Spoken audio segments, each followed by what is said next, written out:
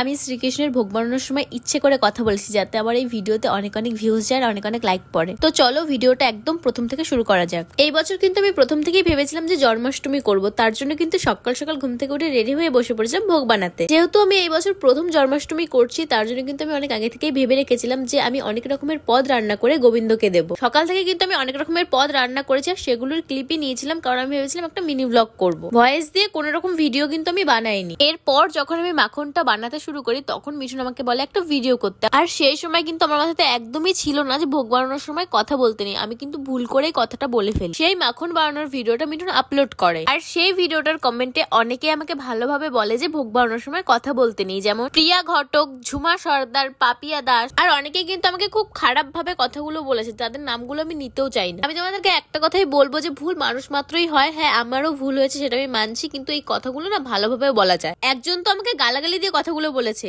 আমার তো মনে হয় আমি ভোগ বানাতে গিয়ে কথা বলে যতটা না পাপ করেছি তার থেকে বেশি পাপ উনি এই কমেন্টটা করে করেছে।